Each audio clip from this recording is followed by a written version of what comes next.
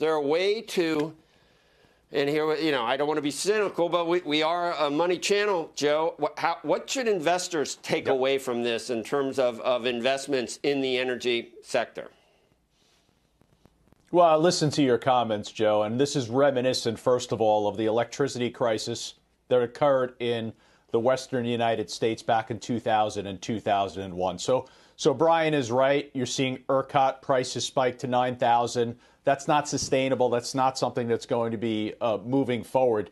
The impact on all of this, and I heard you make the statement about higher prices, that's the incentive to move society towards renewable energy and away from fossil fuels. So the viewers should expect higher oil prices. Now, the problem with higher oil prices, as crude oil moves higher, you become more dependent upon the actions of OPEC.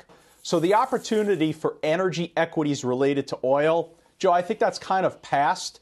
The opportunity might be in the high yield market, and I don't think a lot of people are paying attention to that. High yield, the energy sector, is 13% of that debt market. So far, year to date, we've seen over $13 billion of debt issued in the high yield energy market. That's twice as much as any other sector. So you've had, in 2020, a significant rise in defaults for high yield energy near 15%. What that does is it kind of squeezes out the low quality companies. You have fallen angels from investment grade. Double Bs now encompass 66% of high yield energy. So these higher oil prices have really made the high yield energy market itself a much higher quality of investment.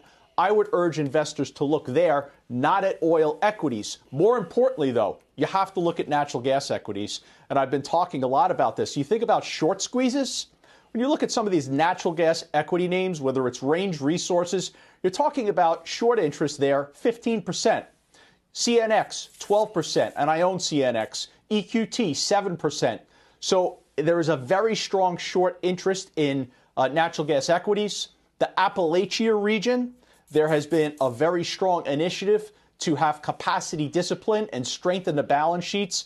And when you're looking for equity opportunities, I would look specifically towards natural gas. You'll find them, diversified North American plays, whether it's Devon or EOG, or as I mentioned before, CNX, Antero, Southwestern Energy, EQT, Comstock. These are the names that investors should be focusing on because of what we're seeing with ERCOT in Texas. What about renewables? I'm just trying to figure out what the world looks like. I'm worried that the new administration that this could become more common, maybe, Joe. Are you worried about that with some of the actions we're seeing so far? It will become more common. This probably, we've witnessed it in California. This will extend towards California.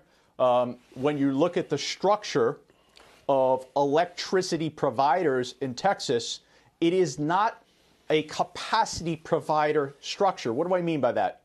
In the eastern United States, you have capacity providers. Joe, they're like insurance companies. They guarantee during extreme cold and extreme warm weather that they will provide the needed electricity.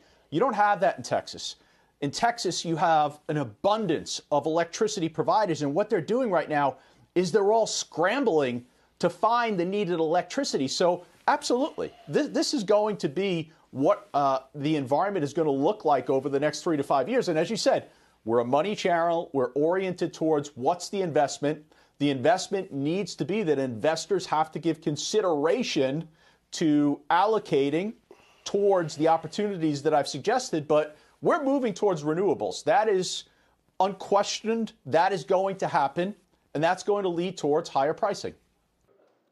Shepard Smith here. Thanks for watching CNBC on YouTube.